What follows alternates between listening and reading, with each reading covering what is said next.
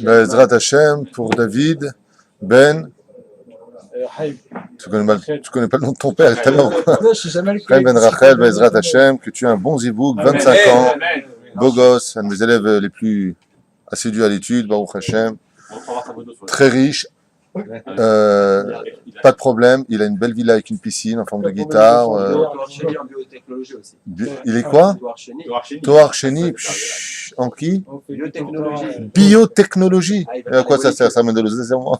Beaucoup de dit-il au micro. Donc en tout cas, voilà, il y a David ici présent qui cherche à se marier, 25 ans, il vit à Ashdod, Tzadik, Kulanu Avimoto. Il n'a pas de villa avec une brecha, mais c'est pas le plus important. Baruch Hashem, Boker Tov, on est... Boker Tov. Tu vas nous faire tout ton hébreu, Boker Mitsuyan. On est vendredi 17... non, on est le Yud Zaïn en hébreu, du mois de Tevet, et le 20 décembre 2013. Hein, de l'ère vulgaire. Voilà, exactement. Hier, on avait commencé donc sur le Rabbi Lubavitch avec la paracha de la semaine. On n'a pas fini, donc je voudrais quand même arriver à une situation de relation entre Dieu et le peuple d'Israël, puisque le verset nous dit comme ça, dans Shemot, chapitre 4, verset 22, comme c'est marqué ici, Béni Bechori Israël. Vous savez que le peuple d'Israël est appelé donc l'aîné de Dieu. Il y a un problème dans la phrase. Car si dans cette paracha on nous dit qu'il est Bechori, c'est qu'il est quoi? Il est béni. Béni veut dire en hébreu mon fils. Si je dis tu es mon aîné, j'ai besoin de dire que tu es mon fils, mon aîné. C'est la question ici qui bloque un petit peu au niveau de la Torah. Regardez. Tu comprends ce que je veux dire ou pas? Bechor Shelma. Bechori, lo Bechor. S'il y avait marqué Bechor, tu as raison. Il n'y a pas marqué Bechor. Il y a marqué Bechori. Mon Bechor. Non? Poyesh Baya. D'accord? Marqué ici comme ça. Non. Ve'amarta el paro, ko'amar Hashem. Ainsi tu diras à Pharaon, ainsi a parlé Dieu. Ve'amarta el paro, tu diras à Pharaon, ainsi a parlé Dieu. Béni bechor Israël. Va'omar elecha shalach et béni ve'yavduni ve'yavdeni ve'ima'en leshalecho. Ina anochi oreget bincha bechorecha. Hein? Ah oui, c'est toutes ces créatures. Bechori, non, on parle ici que du peuple d'Israël. D'accord? Non. Libère-les parce qu'ils sont... Mais en d'autres termes, si vous voulez comprendre de façon profonde le message de Moshe Rabbeinu au nom d'Hachem pour Pharaon, c'est que la raison pour laquelle je tiens à libérer les enfants d'Israël, c'est parce qu'ils sont mes Bechorim. Car toutes les nations du monde sont tous les enfants d'Hachem d'une certaine façon. Seulement le peuple d'Israël serait l'aîné. Est-ce là le message que Dieu voudrait faire comprendre? C'est ça pour toi? Je sais pas. Alors dans ce cas-là, si c'était ça, il aurait simplement dit la phrase suivante, je reprends là, Va'omar alecha shelach et comment c'est marqué en haut? Excusez-moi. Ko amar Hashem bechori Israël. Ainsi a parlé Dieu, ils sont mes aînés. Et là tu comprends qu'on est les fils de Dieu, seulement on est le peuple élu à Kavana, le peuple de celui qui a une approche beaucoup plus grande vis-à-vis d'Hachem, et tu n'as pas besoin de mettre mon fils. Sinon, tu m'aurais dit, libère-le parce qu'il est mon fils. Est-ce que vous commencez à comprendre ce que je dis? Ça veut dire qu'en d'autres termes, ici, on a deux définitions d'être un fils de Dieu. Il y a le côté de mon fils et il y a le côté de mon aîné. D'accord? C'est ce que je vous propose de découvrir avec le Rabbi qui va nous expliquer de façon élogieuse et magnifique pour nous pourquoi Bémet Akadosh Baruch Hu a-t-il employé le mot de Bechor et pourquoi a-t-il employé le mot de béni. Je rajouterai par la suite moi-même. C'est Dalet 22. D'accord? Shtekinoïm, donc on a ici deux appels, deux façons de définir comment Béhémet nous nous appelons vis-à-vis d'Hachem. Comment est-ce que Dieu nous voit dans ce monde? Comment est-ce que nous on doit se comporter vis-à-vis de lui? Car vous savez qu'il existe plusieurs façons d'être un serviteur de Dieu. Il y a quatre, enfin, de ce que je connais moi, il y a 4 façons d'exister pour Dieu sur terre. Je vous les cite. Il y a Eved, comme Moshe Rabbeinu qui est appelé Eved Neeman. D'accord? Raya Mehemna. Il y a Eved. il y a Béni, mon fils, il y a Bechori, mon aîné, et il y en a un qui est le plus haut de tous, qui est Yedid. Yedidim, comme c'est marqué, Binyamin, Yedid, Ishkon, Lavetach, Yedid Nefesh, Ishkon, Lavetach. Non, pas Yedid Nefesh. Hein? Ou le Binyamin Amar, Yedid. Là-bas, c'est marqué quoi? Non, vous confondez entre. Écoutez, laissez tomber le chant. C'est pas... Non, j'ai pas dit. J'ai dit Yedid Hashem Ishkon Avetar. Zema Shekatouv. Vous confondez avec Yedid Nefesh. Je ne parle pas de ça. 2 secondes, laissez-moi juste finir. Yedid, quand on parle de Yedid, c'est-à-dire qu'une fois, je me rappelle que mon beau-frère Jojo avait posé la question à Rabbi Moshe Deri, est-ce qu'on peut être le copain de Dieu? Et Rabbi Moshe Deri avait répondu avec une voix souriante, bien sûr. Dans l'absolu, pas du tout. Chaz v'shalom qu'on se prenne pour copain de Dieu. Aval, dans l'absolu, si vraiment on devait approfondir l'étude, il y a celui qui va s'élever au-delà du cas de Bechor, celui donc de l'aîné, du fils, et bien entendu de Eved, du serviteur. Et pourquoi le Yedid, d'après vous, il serait plus haut que les autres? Pourquoi? C'est la question que je pose. Yad, ça on l'avait déjà dit, mais c'est pas la réponse que je... La réponse de Yadid est toute simple, parce que avec un Yadid, je peux parler, je peux faire qu'avec un Il n'y a pas de barrière. L'homme est Kabel. L'homme est Kabel. Un Yadid, c'est quelque chose que je vais l'appeler tout Ani l'homme est Kabel. Un Yadid, je l'appelle Beth Sarah. Et ton fils, tu peux pas l'appeler Sarah. Je parle pas de toi et de ton fils, je parle de façon générale. Moi, si j'ai mon fils, j'ai une très bonne relation avec lui. Non, je suis pas d'accord. Il a dit que tu apportes aussi. Lui, il te donne et toi, tu lui donnes. Et ton fils, il t'apporte pas quand il te dit après ta mort. C'est quoi raconter comme chose? Bien sûr, et le fils, il travaille pour qui? On sait pas qui d'ailleurs. Vous êtes viré. La Alors. particularité d'un ami, c'est que même si on ne le voit pas pendant très longtemps, il s'inquiète et il est présent. Et le fils, tu le vois pas pendant longtemps, lui, il s'inquiète pas, il en a rien à faire, tu peux crever. Le mot Yad Be'er, c'est pas un lien de Kivunim. C'est Kivut. Non, absolument pas. Non. Je n'ai pas dit non, je le dis. Moi, je dis non. Tout ce que vous dites, non seulement c'est pas fondé avec tout le respect et l'amour que je vous porte, pas du tout. Et quand vous aurez la vraie réponse, vous commencerez à comprendre que vous dites n'importe quoi. Non, pas du tout. J'entends des mots, on est plus proche, on est moins proche. Est-ce qu'il y a plus proche qu'un père et un fils? Qu'est-ce que vous racontez comme chose? On est obligé de jouer un rôle avec un... Quelle est la particularité? Pourquoi un yédid? Pourquoi est-ce qu'un ami, c'est plus haut que tout? La réponse est très évidente. Plus haut qu'un Bechor, plus haut qu'un fils, c'est évident. Il n'y a pas de lien de sang. Il n'y a pas un lien de sang avec un ami. Et alors? Il faut rechercher. Il faut rechercher cette amitié.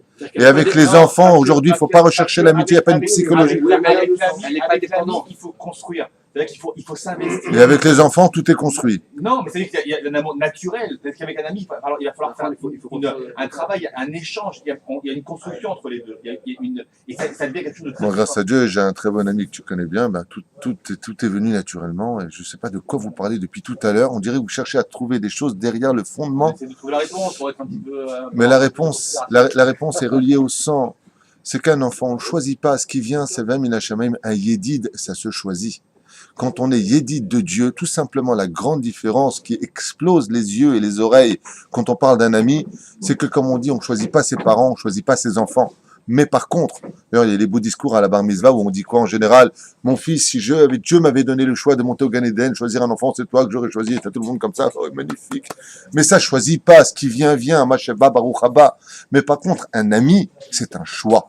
Et quand on arrive au choix, que Dieu dise, toi, tu es mon ami, Yedidim, Averouyam, vous, mes amis, je vous ai fait traverser, c'est que là, Dieu, il t'a choisi.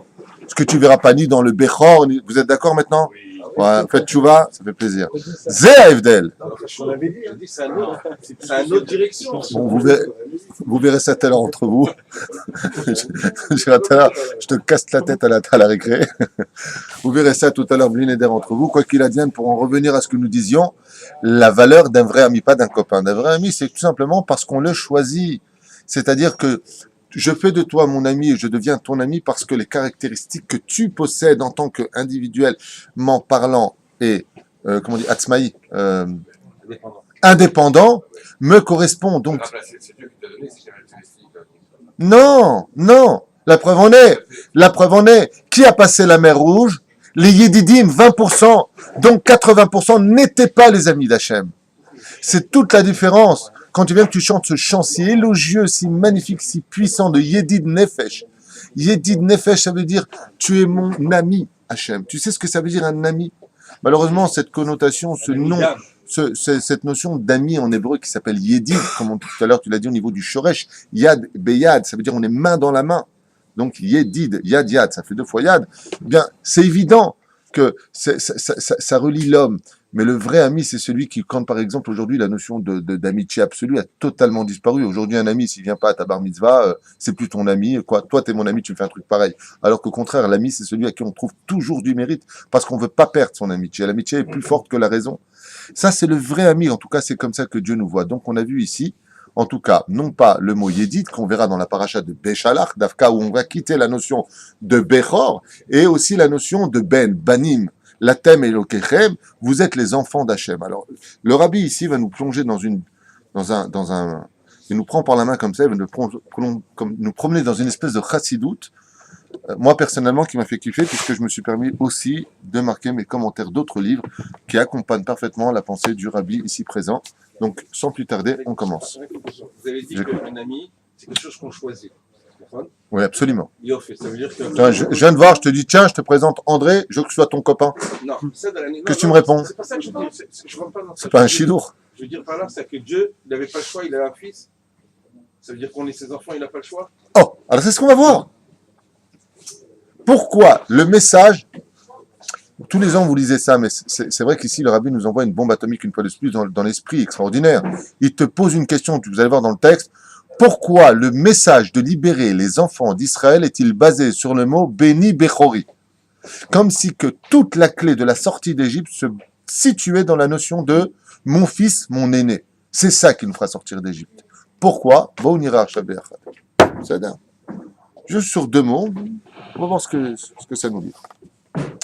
Apam Rishona Sheba Mechunim Bnei Israël Banim. La première fois où les enfants d'Israël sont appelés les enfants d'Hachem, Ibe Parashatenu. C'est la première fois où le mot Béné Israël est enfin employé ici. Car nous sommes rentrés 70 en Égypte. Vous vous rappelez ce que nous avions expliqué quand nous faisons le décompte des... Eh bien, qu'il s'approche, il y a de la place. Eh bien, approchez-vous et donc vous entendrez. Quand Baruch Hashem, tu lis dans la Torah que les enfants d'Israël sont descendus, dans le dénombrement, tu compteras 69. Nous avons une mahloket. Une mahloket, aussi bien dans Masechet Sota, dans le Zohar Kadosh. Il y en a qui disent que la Shrina est descendue avec eux. Il y en a qui disent qu'on compte Yosef qui était aussi en Égypte. Et il y en a qui disent que Yocheved est né sur la limite, sur le Choma, la frontière égyptienne, puisqu'elle était la réincarnation de Chava. Elle ne l'était pas Milechatrila, elle l'est devenue le jour de la naissance de Moshe Rabbeinu selon le Hari Akadosh. C'est-à-dire que le jour où Moshe est rentré en elle est tombée enceinte de Moshe Rabbeinu, Chava est rentrée en elle.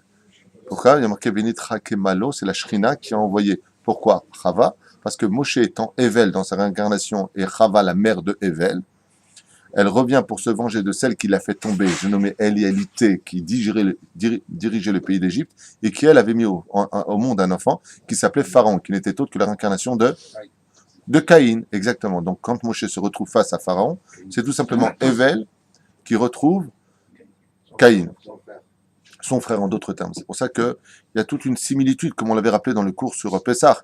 Tout ce qui touche à Pharaon, il avait au-dessus une couronne. Cette couronne était empreinte d'un cobra. Le serpent. Ici, il possédait aussi une paire de tefilines, disent le Midrash. Pharaon mettait les tefilines tous les jours, mais ce n'était pas les tefilines des Juifs qu'il mettait. Il mettait ici la queue qui touchait le cœur du serpent, et ça faisait 7 tours. Et pour arriver à la main, c'était pas fini. Hein. Ici, il y avait aussi 3 tours, et à la fin du hama, c'est-à-dire de ce doigt-là, tu avais la tête du serpent. Comme ça, il se promenait, le petit malin. D'accord? Hein? Aussi à la roche, c'est ce qu'on vient de dire. Très bien. Alors, la première fois où on voit non plus une semence qui rentre dans le pays d'Égypte, vous vous rappelez le cours qu'on avait fait sur l'étymologie du mot Mitzraïm, le même Metzar, d'accord, le même qui représente la femme enceinte, donc la semence qui rentre chez la femme, ensuite Tsariam, qui veut dire l'eau amniotique, et puis on vient pour sortir, le même était fermé, Mitzraïm, Dieu a donc venu, la vraie sage-femme du peuple d'Israël, c'est Hachem, Shrina Gematria Mitzraïma, donc Dieu va réouvrir le même pour placer le « et » à la fin, donc le Har Sinaï, et si vous recevez ma Torah, vous sortirez d'Égypte, mais on a eu un kitroug. Elou Ovdei Avodah Zara ve Elou Ovdei Avodah Zara. Alors le rabbi nous dit comme ça, écoutez bien. La première fois où on nous appelle enfants, les enfants de Dieu, c'est dans cette paracha de la semaine. Sauf, c'est arrivé. Ici, Dieu nous considère comme ses enfants. La première chose qu'il faut comprendre, comme on a l'habitude souvent de le dire pendant les bar mitzvot. Pourquoi on appelle ça bar mitzvah? Vous vous rappelez ce qu'on avait expliqué? Car combien même tu ne pourrais ne pas t'entendre avec ton fils, tu pourras jamais dire t'es plus mon fils. Si tu le dis, c'est au niveau philosophique, parce qu'un fils, ça reste un fils. Un père, ça reste un père. De la même façon, bar mitzvah, tu peux pas divorcer des mitzvot, car tu es le fils de la mitzvah le jour où tu viens. C'est pour ça que ça s'appelle Khatan bar mitzvah. Et pourquoi tu as besoin d'appeler Khatan bar mitzvah? Parce que si tu restais au niveau de Khatan du mariage, qui dit mariage, dissolution s'il y a un problème. Divorce. Mais j'ai jamais vu un père divorcer de son fils. Vous travaillez ensemble. Écoute, mon fils, toi et moi dans le travail, ça va pas, je préfère me séparer. Bon, tu viens vendredi manger à la maison? Ça veut dire que un fils, c'est ton sang. Tu peux pas t'en séparer. Ici, Akadosh Baruch Hu vient nous donner déjà une information. Vous êtes mes enfants. Mais est-ce que ça suffira? Est-ce que ça suffira pour sortir d'Égypte? Il faut aussi être Bechor. Alors, quelle différence y aurait-il dans ce cas-là entre un Ben et un Bechor? Non, si tu vas selon le principe. Non, mais là, il n'y a pas double héritage. Je comprends ce que tu veux dire. On avait fait un chiot sur ça. Non, non. La question, c'est que Bechori veut dire mon fils aussi, mais tu es l'aîné. Mon fils veut dire mon fils. Selon l'explication première de la signification d'un fils, c'est que c'est pas divorçable d'un père. Donc, dans les deux cas, ça veut dire la même chose. Alors, pourquoi Dieu aurait-il utilisé aussi bien le mot vous êtes mes enfants et vous êtes mes aînés? C'est la même chose dans le contexte que nous, on veut développer ici. On est bien d'accord? Très bien.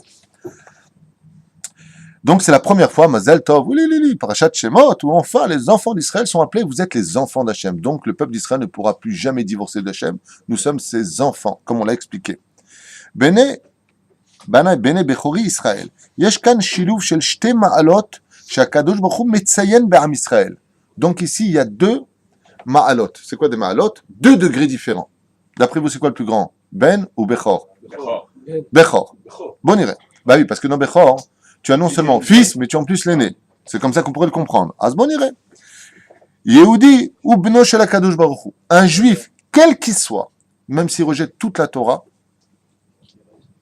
ou Nish'ar Bno shel HaKadosh Baruch Hu. Il reste le fils d'Hachem. Même converti, Mashiach, un juif reste toujours Chelek Elokam Imal. Même s'il s'est enfoncé dans la plus grande climat sur terre, Akadosh Baruch Hu, comme on a dit tout à l'heure, un père a un fils, son fils devient lustigier, que Dieu nous protège. D'accord? C'est plus son fils, ça reste son fils. Il y a eu un cas dans l'histoire où il y a eu une coupure entre le fils et le père. Il y a une seule histoire comme ça qui est marquée dans la Gemara au nom des Baal et Tosafot. C'est Esav qui a complètement coupé le cordon ombilical spirituel entre lui et son père. Esav devient le père lui-même d'une nouvelle nation et se déconnecte de cette situation d'être le fils de Yitzhak et de Rivka. Il est plus juif qu'il... Enfin, Absolument. Il s'est déconnecté de la notion de Yehudi. C'est comme ça qu'il est marqué dans la Gemara. Bien. Donc, première chose, Yehudi, Beno shel HaKadosh Baruch Hu. Ce qui fait que Maurice, par exemple, qu'il le veuille ou pas, c'est le fils d'Hachem. Il y en a un qui a dit l'acrobate, il a dit « Je suis le fils de Dieu ». Il a dit ça à qui? Je vous en prie, aux enfants d'Israël. On est mort de rire. Pourquoi? Nous aussi, mon pote. Quel est le chidouche dans ce que tu viens de dire? Nous sommes tous, Baruch Hashem, les enfants d'Hachem, et ça ne fera pas pour autant de nous les pères d'une nouvelle religion. Bechori, enostam ben. Ah, donc quoi? Un Bechor, un aîné, c'est pas stam un fils.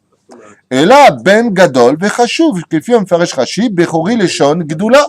Comme l'explique Rashi, qu'est-ce qu'un Bechor? Leshon gdoula. Ça vient annoncer le grand fils, c'est-à-dire quelque chose de grand.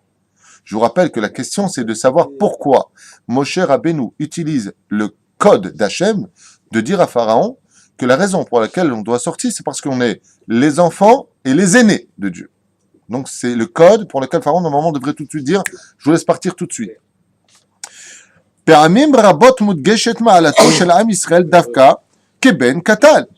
Mais il dit, de l'autre côté, le rabbi, mais très souvent, on a vu que les enfants d'Israël sont appelés les petits-enfants de Dieu. Béné Israël. C'est marqué comme ça. Paramim Rabot, il dit le rabbi, je pense qu'il sait de quoi il parle. Mudgeshet malato shalom Israël, davka ki ben katanatem. Vous êtes les petits parmi les nations. Vous êtes les petits, peu importe, mais vous êtes petits. Donc le rabbi maintenant il nous rajoute en plus une épice supplémentaire à notre question en nous disant alors maintenant quoi? La Torah ici nous appelle les enfants, les aînés et on trouvera dans d'autres midrashim Makshim Zot à la Pasuk. Comme c'est marqué par exemple, il en rapporte. Tu vois le rabbi ce qui est merveilleux c'est que quand il parle, il amène ses références et il dit Kinar Israël ve'ohavahu. Comme c'est marqué où si tu veux savoir dans Oshéa.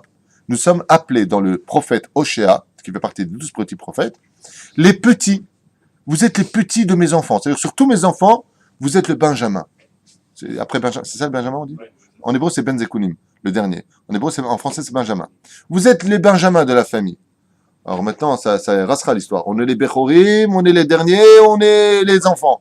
Donc on a 3 degrés maintenant avec le rabbi. On est bien d'accord? Il dit, je comprends pas. Dans le prophète, on nous appelle plus ni les grands, ni les enfants, on nous appelle les petits derniers. Ma'inaf kamina. Dafka biglal yoto nahar katan ve'ohavahu. Et le prophète le dit. Pourquoi là-bas, on est appelé le petit dernier? Parce que chez un père, toujours le petit dernier, on aime plus. C'est pour ça que c'est marqué, exactement, comme Binyamin, Kinar Israël ve'ohavahu. Comme c'est marqué dans le prophète. Parce que tu es le petit dernier, et là, ça contredit complètement ce qu'on vient de dire. Alors, c'est Bechor ou c'est dernier? Il dit là-bas, dans la Torah, on est appelé, en fin de compte, on est partout. On est les premiers, le milieu et le dernier. C'est-à-dire, quoi qu'il advienne, le rabbi s'étonne en disant ici, mais je comprends pas, Oshéa, quand il nous appelle, et pas que ça, il y a d'autres références qu'on pourra lire dans les 24 livres du Tanakh, où Bémet, les enfants d'Israël, sont pas appelés d'Afka, les aînés, ni ceux du milieu, et là, les petits derniers. Et pourquoi? Parce que le petit dernier, de façon naturelle, chez le père, il y a toujours un amour de passion. Il y a toujours plus de patience pour lui, il y a toujours plus de tolérance pour lui. Le premier, Miskin, c'est celui toujours qui prend toutes les responsabilités. C'est celui à qui on va dire, attends, comme papa n'est pas là, c'est à toi de faire ceci, cela. Bon, emmène ton frère, je comprends pas pourquoi tu lui as pas dit à ta sœur. C'est-à-dire que c'est toujours celui qui en prend plein la tête. Le petit dernier, il a le droit à toutes les erreurs. Et s'il y a une erreur, c'est à cause du grand frère. Donc nous, l'enfant d'Israël, c'est marqué ici. C'est pas facile d'être un aîné. שדווקא בגלל היותו נער קטן ואוהבו, הם אף מביאים משל למלך שהיינו בנים הרבה, donc ici il rapporte un machal, une métaphore, et il dit, והיה אוהב את הקטן יותר מכולם, d'un roi qui aimait son petit-fils plus que tous ses enfants. אולם כאן מציין הקדוש ברוך הוא מעלת מיוחדת בבן הגדול דווקא בכורי. Il dit, on sait tous comme un roi, par exemple, quand il a son petit dernier qui vient de naître, pourquoi celui-là? C'est sûr qu'il va rester plus longtemps près de lui, les autres ils grandissent, ils se marient, ils se cassent. Celui-là, le petit dernier, il va rester près du roi. Et il dit, alors je comprends pas dans ce cas-là, pourquoi la Torah vient nous dire que quand le peuple d'Israël vient de naître, qu'il est le Bechor. Oh, d'accord, mon cher. Omer Arabi. Aevdel ben Katan et ben Gadol hu. Quelle différence est-il entre un grand-fils, donc l'aîné, et le cadet, ou le Benjamin? Shabbatab livno a Gadol, yechola liot, l'orak biglal etzem yoto beno. La différence qu'il y a, ce n'est pas simplement parce que l'aîné serait aimé de son père parce qu'il est son fils, et là, Bechel ma'alota veishiot. En général, l'aîné est apprécié par le père, non pas simplement parce qu'il est le fils de son père, mais chez l'aîné, l'amour se construit essentiellement par ses caractéristiques. Je le trouve intelligent, je le trouve rapide, je ne le trouve pas fainéant. Toutes sortes de caractéristiques qui, chez l'aîné, vont provoquer un amour qui va se construire par rapport à une définition de ce qu'il est lui. Chose qui n'existe pas pour le petit dernier. Le petit dernier, on s'en fout, on s'en fiche de ce qu'il est, on s'en fout. C'est pas un problème. T'es le petit dernier, j'attends pas de toi que mon amour est profondément naturel. Chez l'aîné, on a envie tout de suite de lui dire dès qu'il fait pas un truc, mais je comprends pas. Et vous savez pourquoi, dans le domaine psychologique, je fais une parenthèse qui n'est pas marquée ici, c'est que très souvent, je vais vous dire, c'est quelque chose de réel et qui n'a pas été écrit par moi, mais par tous les psychanalystes de l'éducation. On reflète souvent chez nos enfants ce que nous aurions voulu nous-mêmes devenir.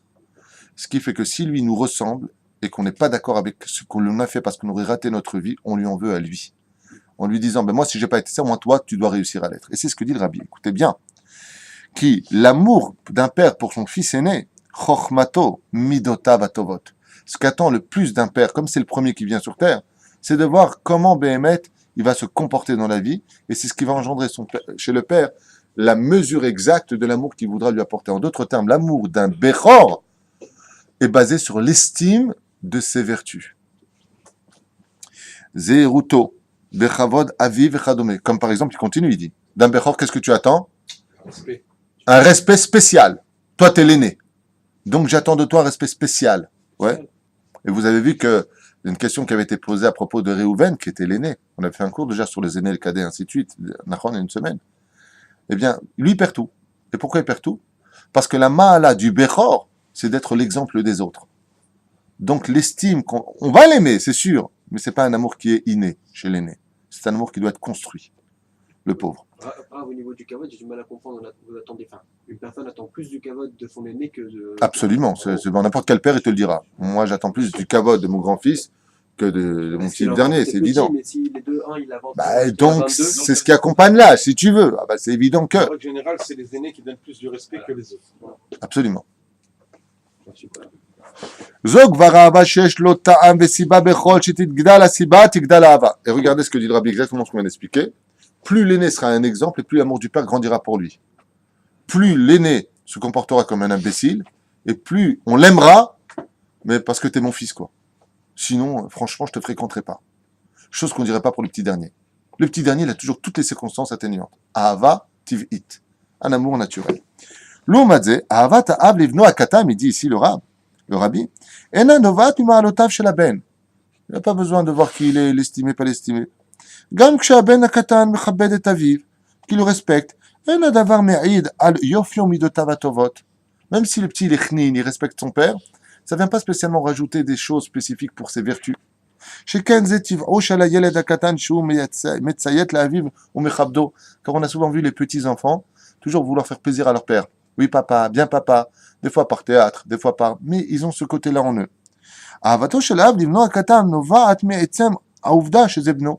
Et pourquoi est-ce qu'un père, il aime son petit dernier?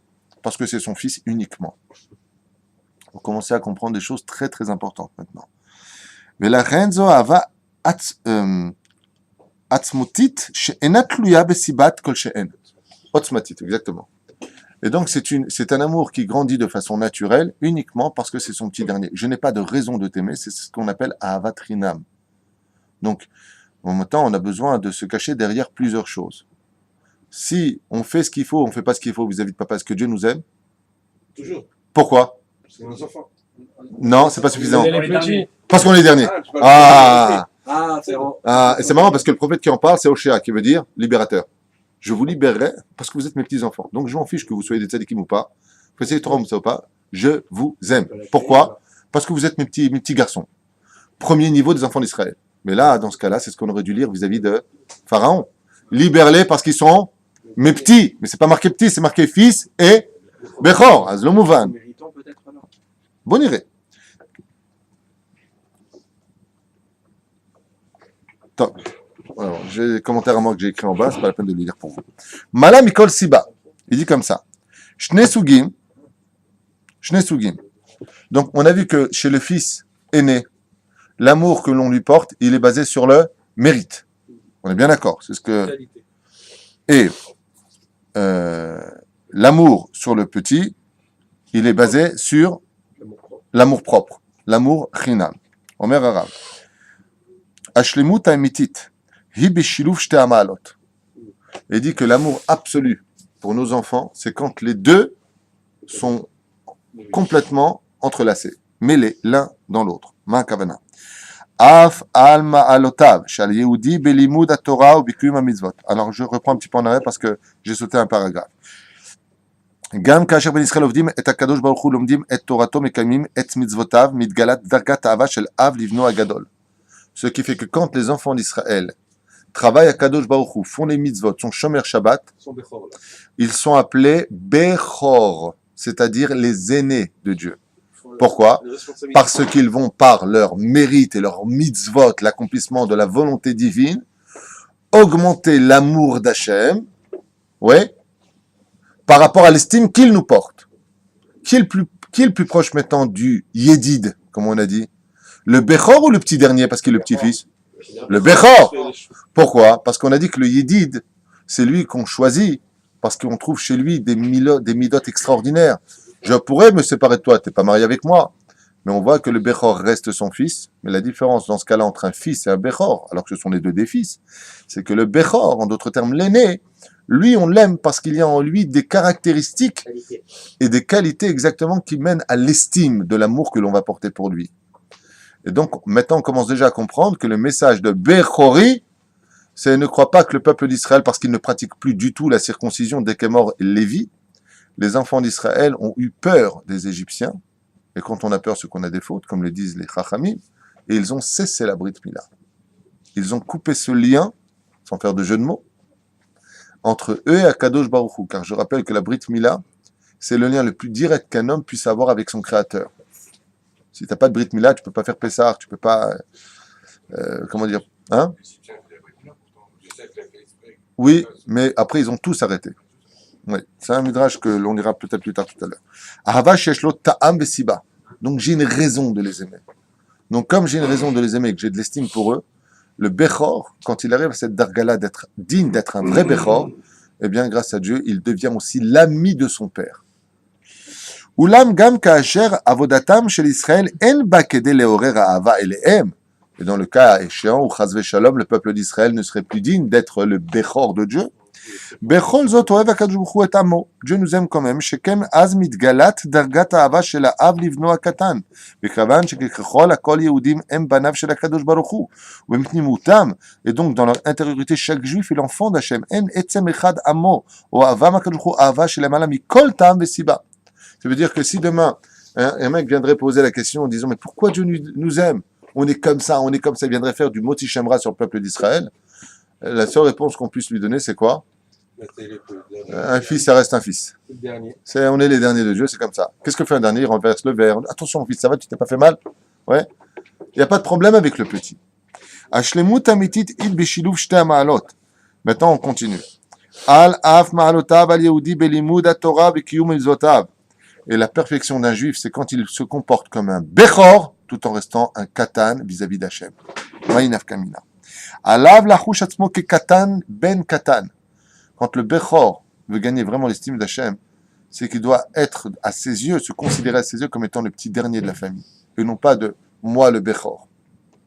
She'en bo shum ma'alot. Il ne ressent pas en lui la moindre élévation. Mais, exactement, orgueil. Mimela et ratzon aviv le kabbalat ol peshuta. Et comme un enfant qui va dire oui papa, avec plaisir papa, je cherche un verre d'eau, et non pas le Bechor qui pourrait dire d'une certaine façon, chérie, tu peux m'apporter un verre d'eau? Papa, écoute, tu viens de boire, tu as du mal à aller aux toilettes, tu as un problème de prostate, tu devrais éviter de boire. C'est pas un procès, j'ai soif. תחושה זו מעוררת את גילוי האהבה העוצמתית של הקדוש ברוך הוא לעם ישראל. בא בשעה צריך יהודי להיות בדרגת בני בכורי. Maintenant on comprend pourquoi. Maintenant on comprend pourquoi le code chez Pharaon, c'est de lui dire, ce sont mes enfants et mes bechorim. Et maintenant vous allez m'expliquer vous pourquoi. Quel est le message dans ces deux mots qui ont été donnés à Pharaon? Déjà à la base, ils ont une responsabilité par rapport au monde entier. Non. Non, Pharaon, il voulait réduire le peuple juif, il voulait plus qu'il Non. pour leur dire que... Non, n'insiste pas. Déjà à la base, s'il veut les libérer, il dit, C'est pas courtois ce que je suis en train de faire. Peut-être. s'il veut les libérer, C'est une façon de voir les choses. il faut donner des raisons pour les libérer. La fin, Pas du tout. Hein. il dit, ils ont perdu peut-être mitzvot, ils font pas la Brit Mila, tout ça, mais n'oublie pas, ils sont Bechor, ils sont encore ceux-là qui respectent mes Torah et mes mitzvot. C'est les seuls. Ah non, ils ont tout lâché à part trois choses. La Le foi, Balatorim la le dit, les robes, l'hébreu. C'est Non. Hein? Il est en train de faire comprendre à Pharaon que quoi qu'il fasse en Israël, il y a toujours le lien avec. Non, il aurait dit Katan alors. C'est que Pharaon, il aurait dit tout simplement, comme il l'a dit dans le Midrash, c'est pas le moment de la Géoula. Un. Deuxièmement, qu'est-ce que vous allez déranger un peuple de ce labeur, puisqu'ils sont plus bas que terre. À Kavana, ils ne sont pas mieux que les Égyptiens. Donc dans ce cas-là, on a besoin de deux ma'alot. Il n'y a pas marqué Bechori béni. Il y a marqué béni Bechori. Je ne tiens pas à les libérer parce que j'ai des raisons de les libérer. Je les libère parce qu'ils sont mes enfants. Je les libère parce qu'ils vont devenir les Bechorim en recevant la Torah et Mitzvot au Har Sinaï. Voilà pourquoi on a besoin ici de deux Ma'alotav. Si tu ne veux pas les libérer parce que tu ne vois pas d'estime en eux, oui, comme je vous l'ai déjà expliqué et que tout le monde le sait, c'est que les Goïms voient souvent chez nous le manque réel de ce que nous devons compléter vis-à-vis d'Hachem. Ça veut dire que la meilleure façon pour toi de savoir où tu en es dans la vie, c'est d'écouter les critiques d'un goy, même s'il ne nous aime pas. Dans l'absolu, c'est comme ça que ça se passe. Comme par exemple, un juif passe dans la rue, le mec lui dit « sale juif, retourne dans ton pays ». Au lieu de lui dire « je vais te casser la tronche, tu vas voir ce que tu m'as dit, alors toi t'es mort », tu devrais t'arrêter et dire « why ». On a appris que le goy voit chez le juif ce que ceci et cela. D'accord? Bon. Eh bien, Pose-toi la question, parce que Mina Shamaim, on est en train de te dire que tu dois retourner dans ton pays. Et nous, on ne comprend pas, on est comme des chiens qui voyaient le bâton et qui ne comprennent pas que tout vient d'Hachem. D'accord? Lave-toi et viens en Israël. Il dit, il a fait, ça je prends. D'abord, fais tchouva, viens en Israël. C'est ce qu'il a fait. Il a fait. En tout cas, le rabbi dit comme ça, בשעה צריך יהודי, בה בשעה צריך יהודי להיות בדרגת בני קודם כל. Et ensuite, בחורי לשון גדולה. כלומר, הוא צריך שיהיה לו מעלות של לימוד תורה וקיום המצוות. Ça veut dire que c'est vrai que nous sommes les Bechorim des nations du monde. Mais si Chaz Veshalom, on lâche la Torah et les mitzvot, qu'on n'est plus Shomer Shum Davar, on descendra quand même au niveau de Yelet Katan, un petit enfant vis-à-vis de son père. Et donc, comme on est un petit enfant, automatiquement, la Gédoula du peuple d'Israël, un tant soit peu, descend de niveau. C'est pour cela que le peuple d'Israël, comme le rappelle Rabbi Yehuda Levi dans son livre du Kuzari, nous sommes le plus petit des peuples. Et c'est ce que dit d'ailleurs le roi Kuzar. Il dit, mais je ne comprends pas. Si vous êtes les aînés de Dieu, pourquoi vous êtes les plus petits? Ben parce qu'on ne fait pas ce qu'il faut. Parce que dès que le peuple d'Israël fera Teshuvah, il y aura Mashiach et Triat Hametim. On sera le peuple le plus nombreux de toute l'histoire de l'humanité. Chez Bisroutan, c'est pas marqué ici, ce que je dis. C'est dans un autre livre, le livre de Kuzari. Chez Bisroutan, ou Nershav Leben Gadol. En d'autres termes, si on a du srout, on est des bechor. Si on n'a pas de srout, on est les petits-enfants. Ve'avat Hashem elav igam ken beshel malotav ele.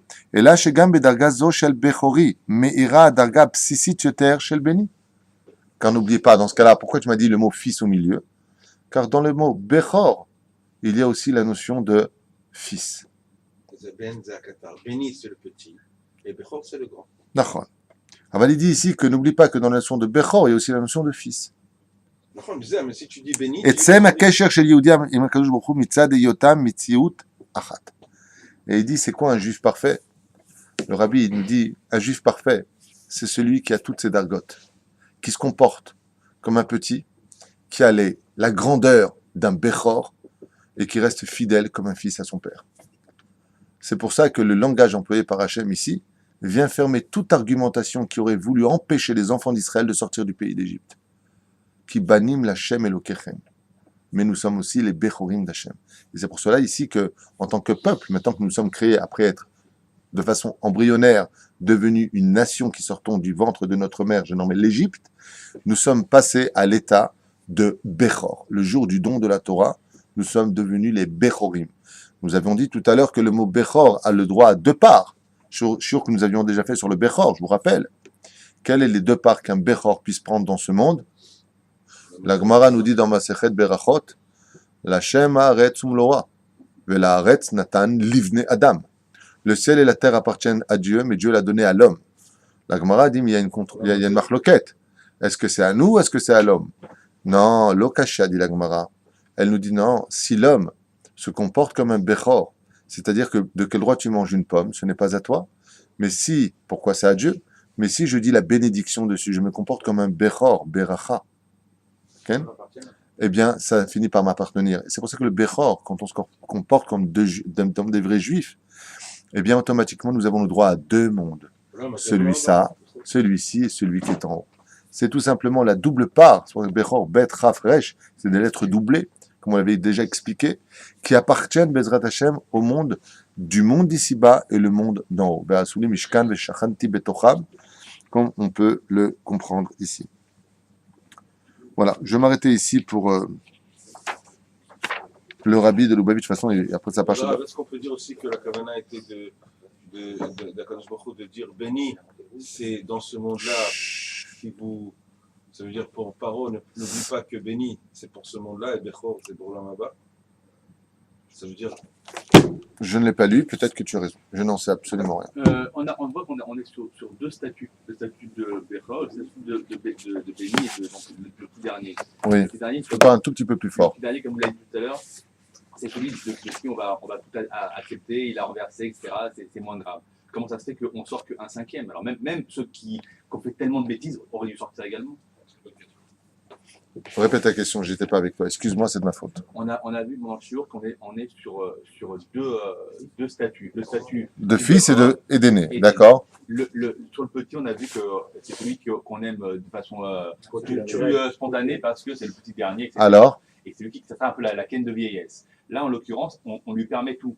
Pourquoi on sort qu'un cinquième? Même ceux qu'on fait des fautes, c'est les petits derniers, on aurait dû aussi éventuellement les récupérer. Quoi. Il a fait excellente question dans ce cas-là. Il dit, à Cher Cohen Ayakar, Bezrat Hashem, il pose une question. Il dit, mais alors si on est vu comme les petits, pourquoi on n'est pas tous sortis? Puisque le petit peut faire des erreurs, il est toujours aimé de son père. Je te rappelle que Akadosh Baruch Hu n'a pas empêché les 80% de sortir. Le Midrash nous dit qu'ils n'ont pas voulu sortir. Donc ta question tombe tout de suite. Ils n'ont pas cru en la Géoula, ça. Non. L'oratsu la tzed, Katoum Forage, ils n'ont pas voulu sortir. Ils sont morts pendant Si par exemple, ta question était valable quand? Si en voulant sortir, John dit non, pas vous, vous dégagez, t'as raison. Mais les 80% ici présents dont on parle sont venus pendant la plaie de quoi? La plaie de la nuit. Et pourquoi la plaie de la nuit? Parce que pendant l'obscurité, on a voulu cacher la honte d'Israël. Et quelle était cette honte? On ne veut pas sortir de la galoute. Donc ta question, qui est une très bonne question, automatiquement tombe. Elle aurait été valable en disant, ils arrivent devant la mer Rouge, et je dis non, alors vous les 80%, pas vous. Qu'est-ce que tu fais du Katan? Je peux dire encore que le Bechor, automatiquement qu'il a dit Béni Bechori, automatiquement il faut qu'il prenne une responsabilité de Bechor. Comme ils n'ont pas voulu prendre la responsabilité de Bechor, eh bien, les 80% sont restés. C'est pas mal. C'est de toi ça. C'est pas mal. C'est pas mal. Qu'est-ce qu'ils sont devenus? Qui? Les- Les 80% morts? Ben, ils sont morts. Ils se sont réincarnés, tu veux la suite? C'est un feuilleton à bas. Tout, tu sais, il y a marqué tout Israël à part au monde futur. Sanhedrin, page 90, Amoud Aleph, en bas, il y a Doua. Et ça veut dire quoi, sauf kol sauf, tout Israël à part au monde futur? Si tu n'as pas monde futur dans ce corps, tu reviendras dans l'autre corps. Alors tous ceux qui ne sont pas sortis d'Égypte à ce moment-là, comme dit le Hari Akadosh, ceux qui ont fait du Lachon Hara, qui n'ont pas voulu rentrer en Eretz Israël, dans la paracha de Shelach Lecha Anashim, le Hari Akadosh écrit qu'à la fin des temps, ils refont tous leur alia, et mourront pour la terre d'Eretz Israël. Tu as empêché le peuple d'Israël de rentrer, tu as fait ton Lachon Hara, Atatarzor, comme ça dit le Hari, pas moi. Okay? Et le Hari écrit que sur celui qui meurt pour la terre d'Eretz Israël, c'est quelqu'un qui est venu réparer le Lachon Hara, qu'il aurait fait 3000. Chez Dieu, le temps n'existe pas, il fait partie du monde de l'infini, puisqu'il a créé lui-même l'infini. Okay? Je referme cette parenthèse. Bien. Il y a une xéra, quand même, qui est bizarre dans cette paracha. Je voudrais parler du Sné, je voudrais parler de tellement de choses, il y a tellement de choses à dire. C'est une paracha extrêmement riche, puisque Moshe n'est même pas né, et puis on arrive à son mariage, et puis il a 80 ans, puis il va libérer. Il y a 80 ans, une paracha chez Moshe. Un truc de fou. Mais j'aimerais replonger quand même sur un domaine très important. Pourquoi avoir jeté les enfants dans le Nil? Alors, on a donné déjà des explications dans le shiur d'hier. On a expliqué que le déluge n'aura plus lieu, donc Milek et Neged Mida. On a expliqué que... qu'est-ce qu'on a expliqué encore?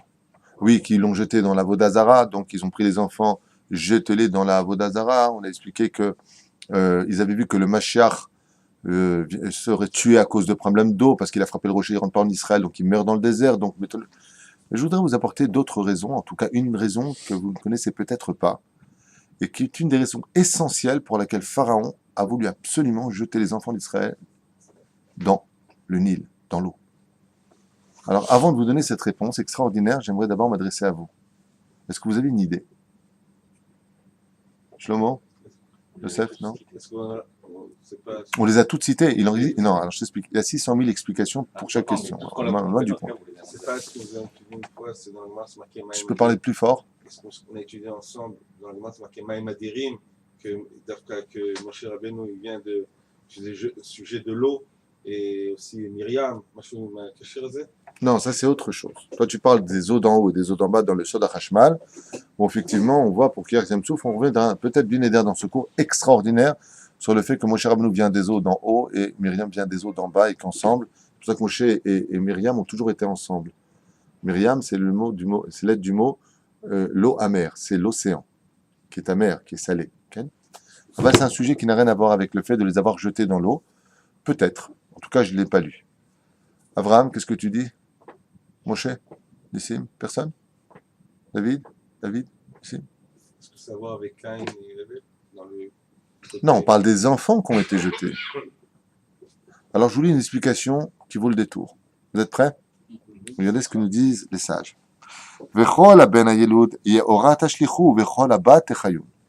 Donc, vous savez que Pharaon avait un plan terrible. Un plan mamash, maléfique, terrible. Tuer, machiavélique, c'est le mot que je cherchais. Tuer tous les garçons et surtout faire vivre les filles. Alors non pas simplement parce que le Mashiach ne n'est pas des filles, mais parce que Pharaon savait que qui naît d'une mère juive est juif. Donc, on va garder les filles, on va les donner aux Égyptiens, qui vont faire plein de petits Mohamed, qui deviendront tous des Ovda Vodazara. Comme ça, on aura déraciné le nom divin sur terre, puisque les enfants d'Israël, nés de mère juive, finiront par devenir tous des prêtres d'Avodazara. C'est comme si j'ai pris la couronne d'Hachem et que je l'ai mis sur ma tête. C'est un des midrash qui cite l'un des plans machiavéliques de Pharaon. Bon, jusque-là, ça va. Omer Nanou, magnifique midrash. Pourquoi Dafka, il a voulu le jeter dans l'eau? Vous savez que, encore récemment, j'ai reçu un coup de téléphone d'une personne qui vit à tel endroit sans donner de nom. C'est la semaine, non, il y a 2 semaines de cela. Et la personne me dit, vous savez, chaque fois que j'arrive quelque part, il se passe ça et ça. Quand je vais à droite, il se passe ça et ça. Je lui dis, écoutez, c'est pas compliqué, on vous a fait de la sorcellerie. Et bien, on lui a fait de la sorcellerie. C'est certain. Je l'ai envoyé chez quelqu'un avec qui je suis en connexion. Je fais des comptes à l'Pi Kabbalah. Il a à peine reçu, il lui a dit, waouh, ce qu'on vous a fait à vous. C'est sûr. Il arrive devant une porte, il vomit, enfin, un truc de fou. Top. Sans rentrer dans les détails, c'est certain qu'on lui a fait de la sorcellerie. Et j'ai dit à cette personne, que Dieu le bénisse, il lui apporte une grande Géoula, Bezrat Hashem, il n'y a pas de désespoir. Le sourire est la meilleure façon d'ouvrir les portes qui n'ont pas de serrure. Donc gardez le sourire, même dans ces circonstances. J'ai dit à cette personne, il faut absolument que tu passes au-dessus de l'océan. Cette personne me répond au téléphone, mais quel rapport? Je lui dis tout simplement parce que l'eau a la force d'annuler la sorcellerie. Dès que tu passes dans l'eau, ou sur l'eau, ou au-dessus de l'eau, automatiquement, tu as annulé la sorcellerie. Alors, quel rapport avec Pharaon? Écoutez ce que nous dit le Midrash. Madoua davka gazar paro leashlich et hayaladim lamayim velo leamitam betzura acheret. Arrête quoi? Si tu as eu peur, comme on a dit, du glaive, parce que le glaive n'a pas coupé la gorge de Yitzhak, parce que donc c'est une preuve que les enfants d'Israël ne mourront pas par le glaive. Si tu les as pas mis dans le feu parce que Avram est sorti de la fournaise ardente à Ur-Kasdim, très bien. Tu prends un gosse, tu prends un coin de mur en béton, tu lui fracasses la crâne, c'est pas compliqué. Par lapidation, ça n'a pas été essayé, ça. Alors pourquoi Dafka par l'eau? Et écoutez bien. Les filles chez Ada par eau, car Pharaon savait que les enfants d'Israël connaissaient grâce à Abraham toutes sortes de sorcelleries, toutes sortes de choses extrêmement profondes, comme on l'a vu avec Esther, nous dit la Gemara dans Megillah, qui chaque fois que on s'appelle le petit gros porc de la Ahashverosh, celui-là, là, qui arrête. Ouais. Chaque fois qu'il voulait Esther parce qu'elle était belle, Esther! La Gemara nous raconte qu'est-ce que faisait Esther? Il a eu Barbatruc. Non. Shindalet. Une Sheda. Elle envoyait un démon à sa place. Pharaon savait que les enfants d'Israël connaissaient les secrets du monde d'en haut et du monde d'en bas, comme c'est marqué dans Makot, et dans Sanhedrin aussi. Pour faire partie du Sanhedrin, il faut connaître automatiquement, non seulement 70 langues pour certains, mais de qui plus est connaître aussi bien la Torah que le monde des ce qu'on appelle occulte. Oui, la magie, la sorcellerie. Et regardez ce que nous livre le Midrash. Les filles chez Ada Paro, Shikishouf Mevatel Maïm, il savait aussi lui-même qu'il était un des plus grands sorciers de son époque, même de toutes les époques, il faut le savoir. Pharaon était un très grand sorcier. Il savait que l'eau avait la force d'annuler la sorcellerie. Donc quelqu'un qui est ensorcelé, la meilleure façon pour lui d'activer, se débarrasser, c'est d'aller le plus au mikvé possible. Va au mikvé le plus possible et reste-y le plus longtemps possible. Je me rappelle qu'une fois, Rabbi Moshe Ederi Zatzal, il y a une personne qui est venue le voir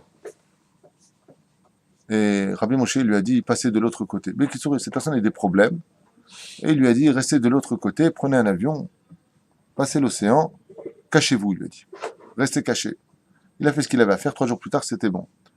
Le Maral de Prague, Zatzal, a eu un juif qui a été poursuivi par un commère, par un curé. Et ce curé était un homme extrêmement fort en sorcellerie.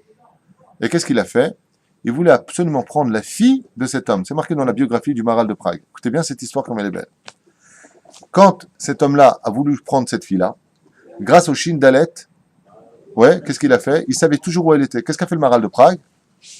Il lui a dit, c'est très simple. Donnez-moi un tonneau rempli d'eau. Il a dit à la fille, rentrez à l'intérieur et prenez bonne respiration, parce que maintenant, il va vous chercher dans la carte. Qu'est-ce qu'elle a fait, cette fille? C'est marqué dans la biographie du Maral de Prague. Elle s'est cachée sous l'eau. Et quand le sorcier, le curé était en train de chercher la petite, il n'a pas trouvé.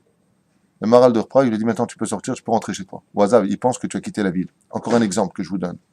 Donc voilà ce que dit maintenant. Ve'im irtsu haYehudim leramot. Et comme les Juifs connaissaient parfaitement tous les domaines, aussi bien ceux de la Kedusha comme ceux de la Tum'a, comme la Torah nous le demande, on doit connaître tous les mondes, 7 mondes en haut, 7 mondes en bas. Pharaon avait peur que les Juifs ne soient pas de vrais bébés. ולרמות ויעשו כישוף ולא יהרגו את הילדים האמיתיים שלהם אלא בן אחר. De ce fait, הרי במים יהיה ניתן להבחין אם באמת זה בן ou לא. Parce que si tu mettais un bébé qui n'était pas un vrai bébé, automatiquement l'eau montrait qui il était réellement.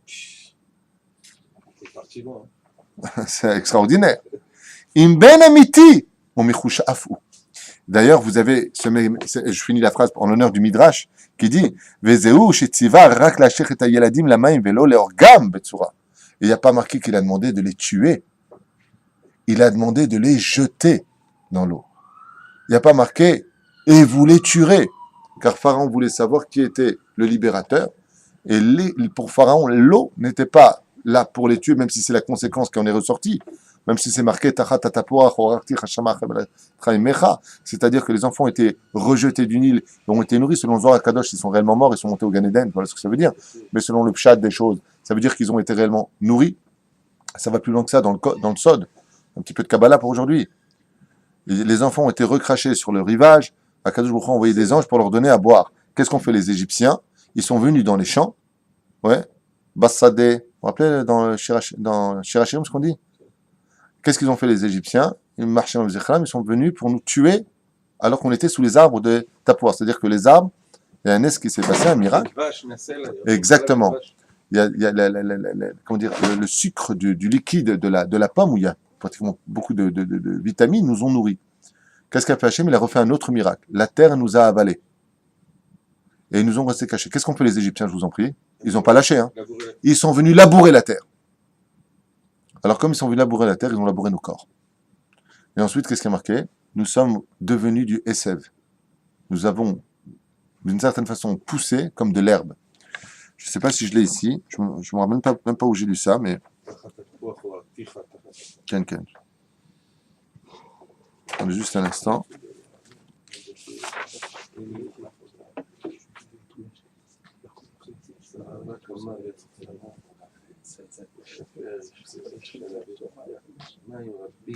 ne me rappelle pas où j'ai écrit, mais... Tov. Je ne sais pas où j'ai écrit, en fait, c'est marqué comme ça dans le Shirachirim. D'accord? Comment c'est marqué?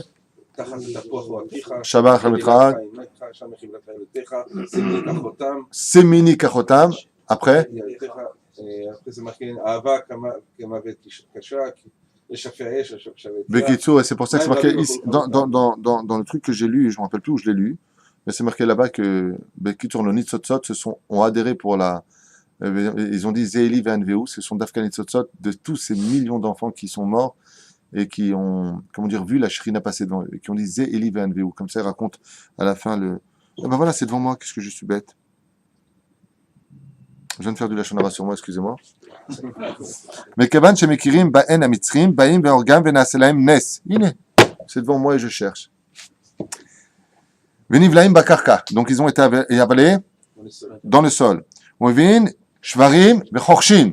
Ils ont apporté donc des taureaux, ils ont labouré la terre. Al-Gaban, sur leur dos. Shenemar Al-Gabe Charshu Chorshin Ve'erichu Lemanitam. Comme le dit le verset. Ils ont labouré sur leur dos et ils les ont mamash labouré. Comme je vous ai dit, ils sont sortis. Sheneema Revava. Quand on dit appeler ça Revava, ils étaient nombreux. Ketsema Hasade Natatich. Je vous ai donné, je vous ai fait comme les plantes qui poussent comme dans les champs, comme l'herbe qui pousse des champs. De quoi est-ce qu'il faisait allusion?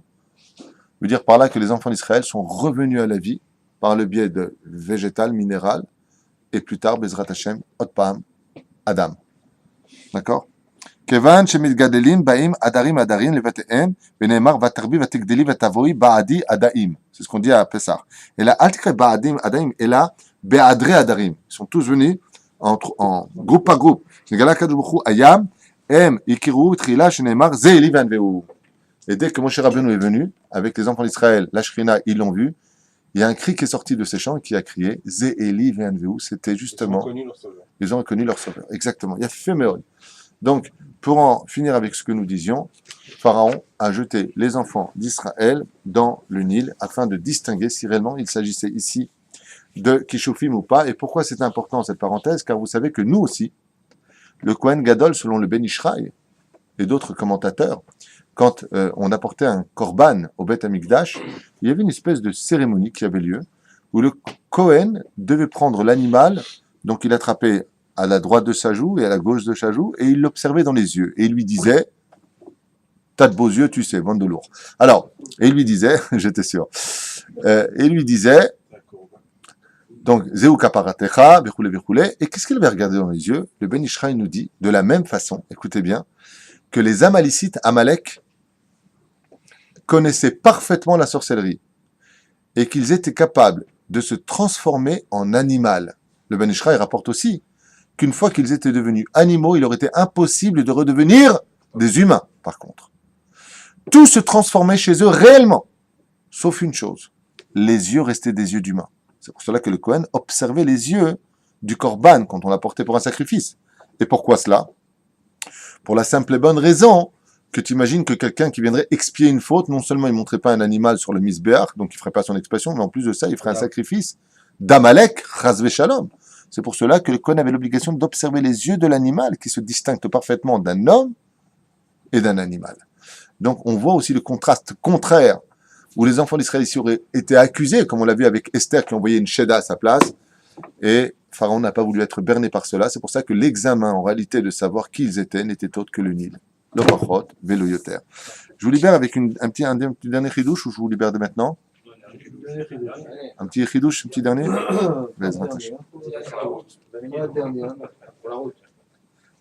Pour la route. Vous avez un petit casse-croûte? Ça dit qui, matin? Il dit comme ça à propos de Batia. Alors, Batia, il y en a qui disent que c'était la fille d'Hachem, réincarnation des deux femmes de Hevel, elle et Yocheved, elles se sont battues. Vous savez que Batia et Yocheved ont un grand conflit entre elles. Elles ont un très grand conflit, car Batia estimait qu'elle était la mère, et donc le mérite de Moshe lui revenait, et Yocheved, d'ailleurs, c'est mon fils, il n'y avait pas eu la xéra de ton père, le petit nabo, là, 50 cm de long, là, comme dans les Mystères de l'Ouest. Ouais, le petit pianiste. Comment il s'appelait? Taiko. Tu te rappelles de ça, toi? Taiko, le petit, comme ça, là, comme ça. C'est incroyable. Masechet, Mystère de l'Ouest, tu te rappelles? Tov, on revient aux choses sérieuses. Il a fait mode. Non, parce qu'une fois, quelqu'un m'a dit, 50 cm, ça n'existe pas. Mais regardez les Mystères de l'Ouest, il y avait le petit comme ça, là, qui était vraiment, ça s'appelle un Lilliputien. Il faisait, je pense, 60 cm ou 57 cm, un truc comme ça. Et à part cela, moi-même, j'en ai vu un de mes propres yeux à Yerushalayim, où j'ai vu un Tinoc, enfin un bébé marcher sur deux jambes pour traverser. Je suis sorti à l'époque, j'avais ma boutique donc King George. Je cours parce que je vois qu'il va traverser la route. Maintenant, la voiture était un peu loin. Je vois un bébé. Et au moment où je l'attrape comme ça par un petit blouson en cuir ridiculement petit, je vois un mec avec une barbe qui me regarde. J'ai été choqué. Ça, c'est pas mal. J'ai dit « Esav !» Ça, c'est le moment où il se fait jeter dans l'eau. Non, c'est pas ça, c'est que le mec, en plus, cool, quoi, il me regarde, il calme, mais des mains toutes petites. Je les mettais ici, comme ça. Un Lilliputien, ça s'appelle, c'est même pas un nain. Et donc, Pharaon, on a une blague sur lui, puisqu'il nous a se moquer des Réchaïm de ce genre. On disait que quand il attendait le bus, il s'accoudait sur le trottoir. Bien, alors. Et on l'appelait Batia. Pourquoi Batia? On disait qu'elle était la fille d'Hachem et donc qu'elle voulait se convertir au judaïsme. Ce jour-là, plus d'un Midrashim raconte qu'elle avait la lèpre, elle voulait aller là-bas. Il y en a qui disaient que, il y en a qui disaient que, il y en a qui disaient que. Bien. Alors, je vous lis exactement ce Midrash à toute vitesse et je vous libère. Il est marqué comme ça. Kol hamatzil nefesh achat mi'Israël kelu kayam olam malé. Tout celui qui sauve une seule âme, bien entendu, comme si qu'elle a sauvé le monde entier. Au b'zchut shetzila ve'amda v'yityatzva merachok zachta leshaber tiye asruta 40 shana. On parle ici de Myriam, avant de parler de Yocheved. De la même façon, Myriam et Yocheved donc étaient ensemble. Le fait que Myriam, nous disent les sages, ait suivi Moshe Rabbeinu, Myriam est une allusion sur le Zohar Kadosh, sur la Shechina.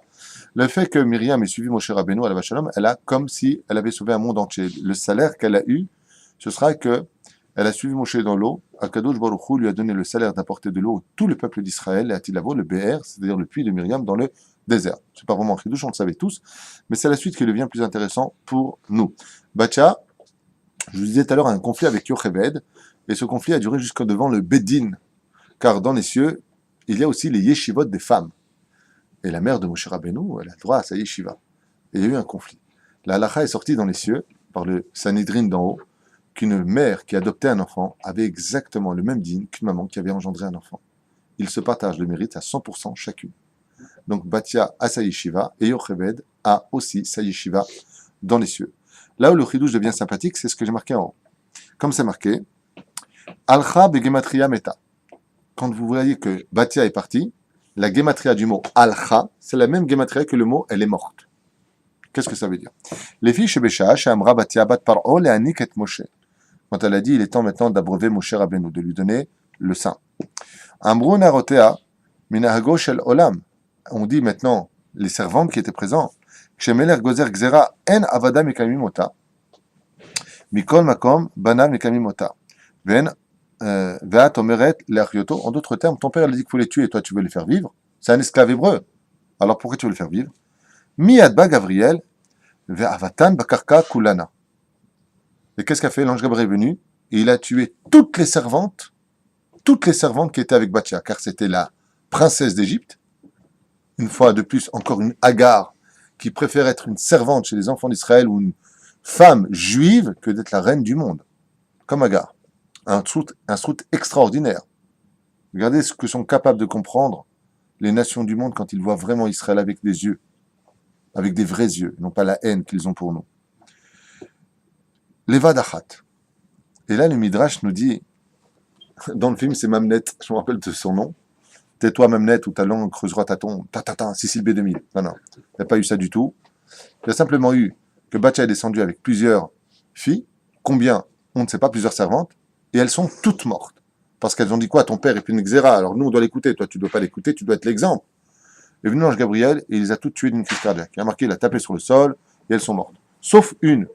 Le chidouche, j'ai trouvé très sympathique. C'est pas un chidouche extraordinaire, mais c'est un chidouche qui m'a quand même éveillé quelque chose de sympathique à savoir. Sauf une. Et pourquoi? Pour aller annoncer.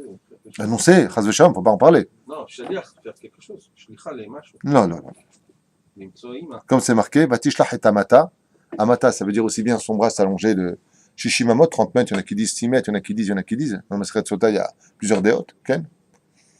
Mais Amata, ça veut dire aussi sa servante. Alors pourquoi l'ange Gabriel a-t-il laissé une servante avec Bathia? C'est la question que je vous pose. Et la réponse est très importante pour nous. Mipne kvod amalchut. On ne laisse pas une fille de roi seule. Ça n'existe pas. De cette halakha est sorti qu'un khatan ne doit jamais rester seul. Il doit toujours avoir quelqu'un qui l'accompagne. Un Sefer Torah aussi. C'est-à-dire, dès qu'il y a de la malchoute, on ne le laisse jamais seul. Il aurait dû normalement tuer tout le monde, mais il a laissé en vie une seule femme pour ne pas que le kavod de la princesse d'Égypte reste seul.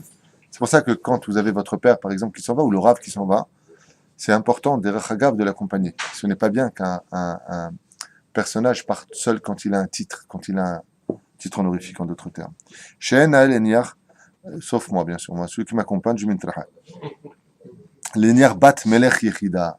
Et j'ai trouvé, c'est pas un truc extraordinaire, hein, ce que je vous dis. Hein? Pourquoi elle? Pourquoi elle? Qui elle? La Bathia d'Afka? Cette fille-là, Cette servante, c'était la servante. Non, cette servante, on ne sait pas qui elle est réellement parlant, on sait simplement qu'elle est restée en vie pour ne pas que Bathia se retrouve seule, ce qui n'est pas digne d'une princesse.